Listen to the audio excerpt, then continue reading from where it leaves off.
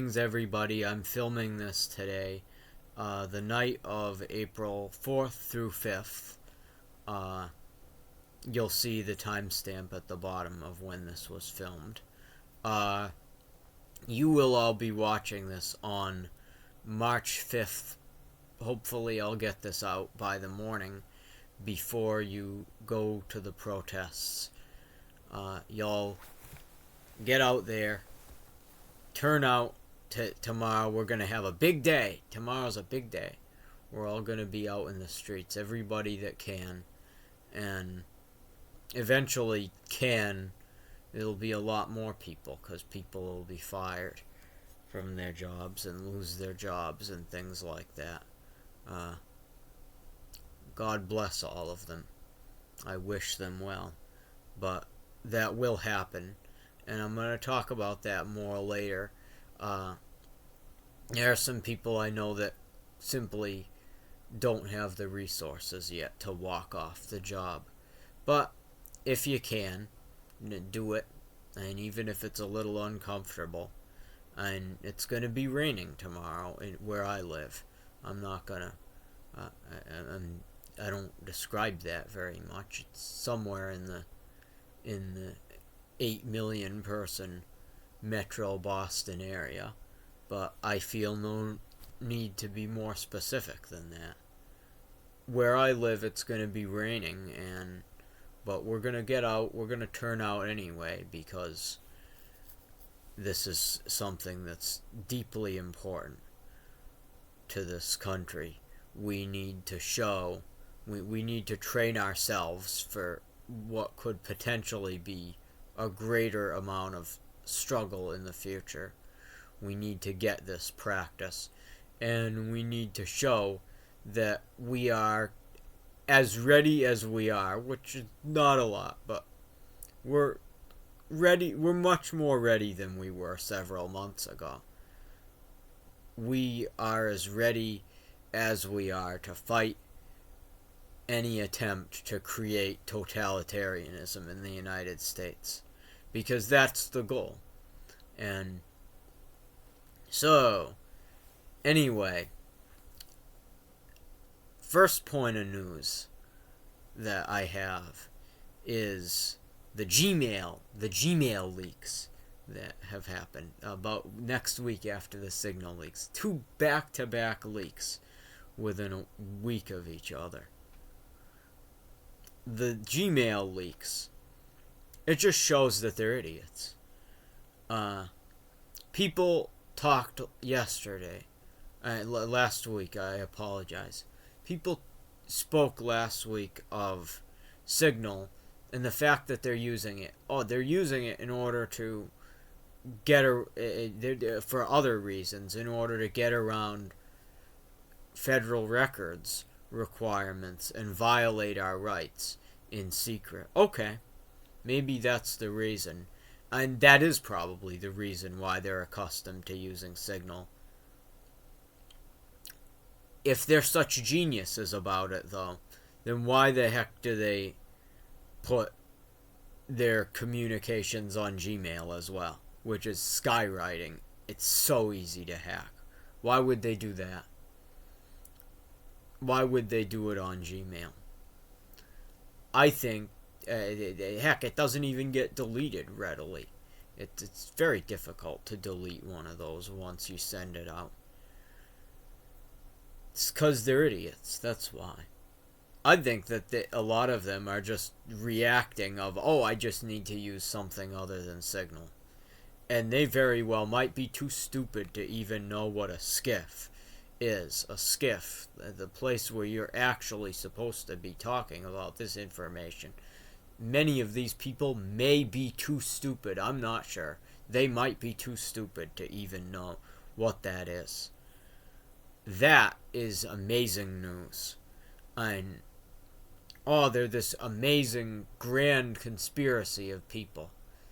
You could argue that when they used Signal last time, and there was no need, because everything that they were doing with that strike was legal, but it was a habit.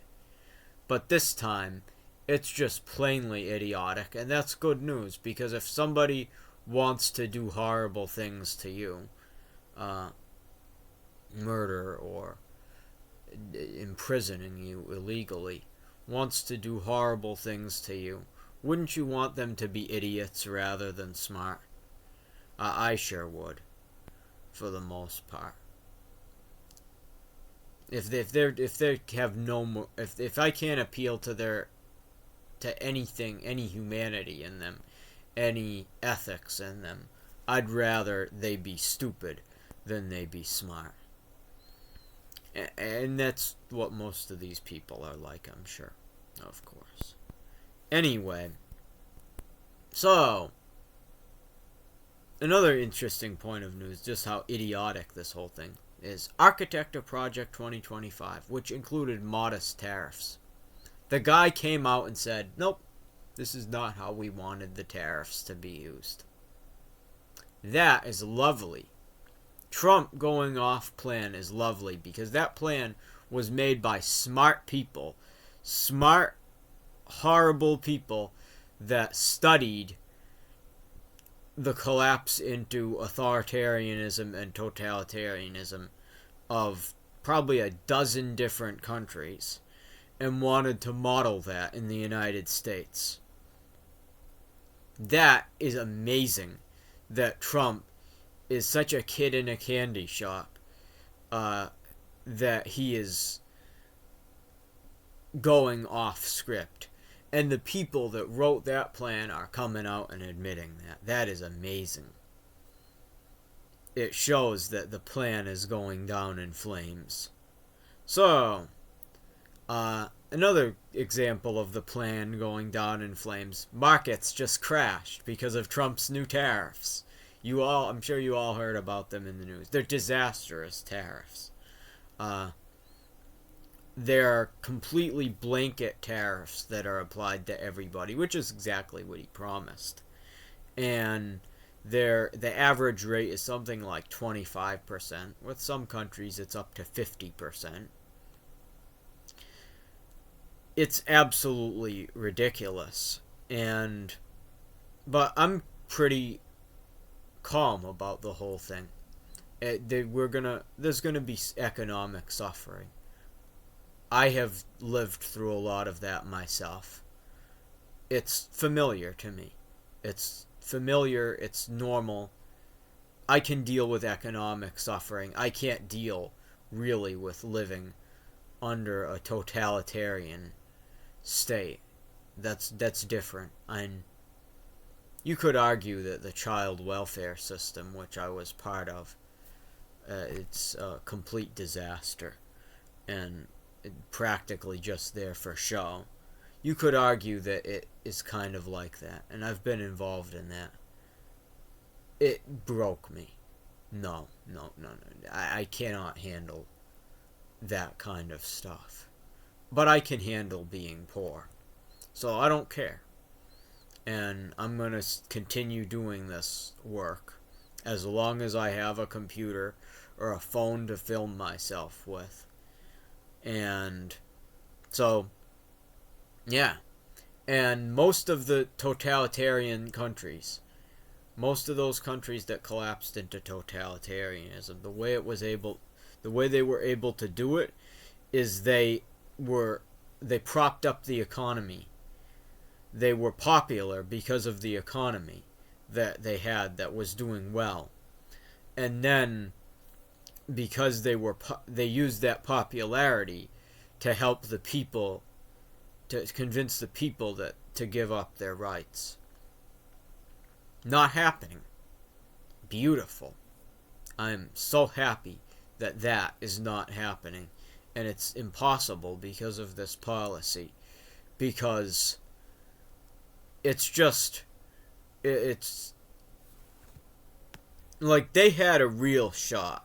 They had a real shot at going so fast that they could have, I seriously think that they could have, this is a perspective I'm coming from, that they could have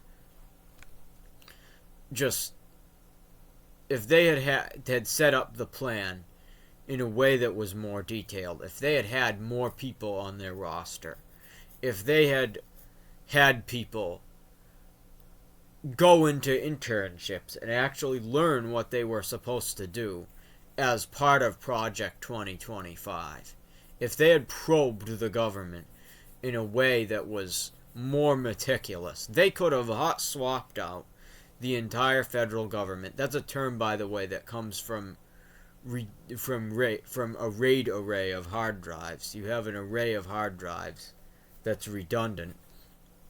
Take out any one hard drive, and there's enough stuff spread out across the other 6 that it just rebuilds the entire array. That's called hot swapping. They could have done that with the federal government and hot swapped out the old one for the new one, completely removed any loyalty among the leadership to the Constitution, and replaced it with loyalty to Trump on day one. They could have set something up like that, and then they could have destroyed the judiciary, violently destroyed the judiciary and Congress, and created totalitarianism. They could have used the army to bully states into giving what they wanted. They could have moved at a rate where they could have done all of this in a couple of weeks. And there would have been no defense against that, but they didn't. And now they can't do it the slow way either, because of the economy crashing. It's very much... there's a lot of openings to stop this that we really just didn't deserve, and I'm happy about that. And the other reason why the market crashing is something that I have much more mixed feelings about than most people is because there are serious existential problems that we could have had that were scary to me, and I'll include a video about this in the description that goes into more detail on a lot of these problems. But there are serious existential problems that we could have had with if we had had better leadership, and if the economy had remained prosperous, which it could have without Trump, relatively, and still a shadow of our former selves. But we could have maintained the Biden years for quite a while longer. If we had done that, there are things that are very concerning to me. And one of them, this is something that's personal to me because I've struggled with this. Not specifically, but I've struggled with things like pornography. I have to be honest about that. And I'm making a point anyway. I've struggled with this stuff. And it really stood out to me. The idea that you can have AI that generates that. And these companies are pouring so much money into AI. By the way, those AI chat apps, I've never used one, thank God. And I never will, if I have any say in it. Those AI chat apps, the apps that are on your phone, that are, I never use ChatGPT a lot. Those AI chat apps that are not safe for work, they are not local to your phone. They're just not local. It is impossible to run a model like that locally on your phone. That model is using the amount of electricity that's needed to keep a light bulb on for an hour in a matter of seconds. I don't think that the wattage in your phone is capable of using that much power to do that many calculations. I don't think that the wattage on your phone is enough to do that. On your phone's power supply is enough to do that. That's the amount of compute that we're talking about here. This stuff is happening in data farms, and it is intensely useful of resources. That's why I generally only use it when I have to. I don't use that stuff more than once or twice a week for that exact reason.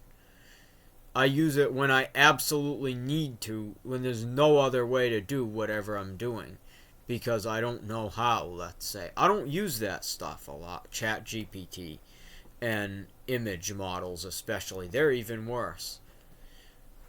The thing about it that's really concerning, I've really beat around the bush about this, and this is something that was described in that YouTube video that I'm going to link, is that this stuff, this NSFW AI stuff, it is, one, very addictive, and two, uses a bunch of carbon directly, immediately. It's not like you're treating your kids like crap and they're going to be less able to be environmentally sustainable.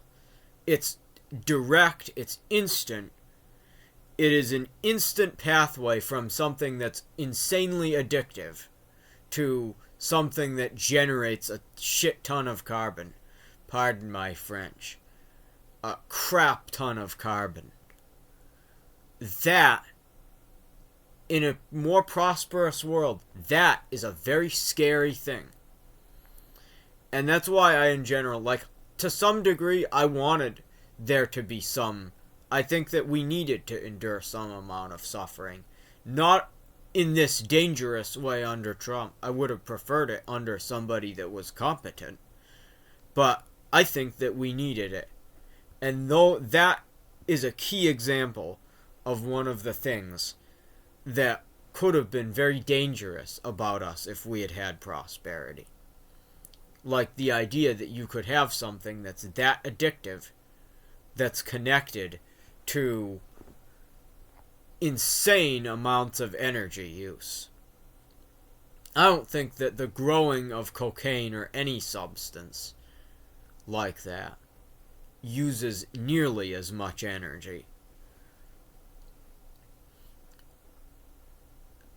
A final note about the whole AI thing is that there is a sick way from the billionaires' perspectives in which it makes sense. And it's sick, not just that it's evil, but it doesn't work.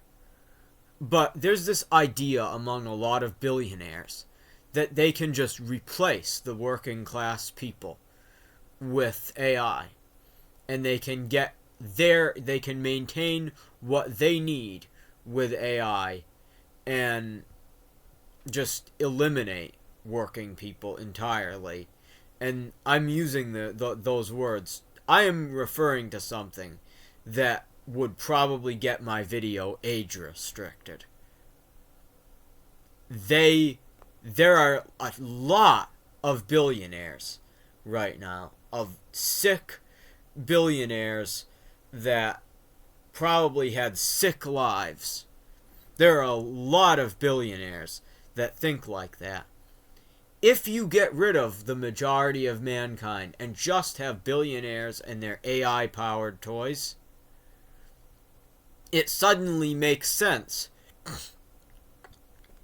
why they're willing to have these systems that are so much less efficient than us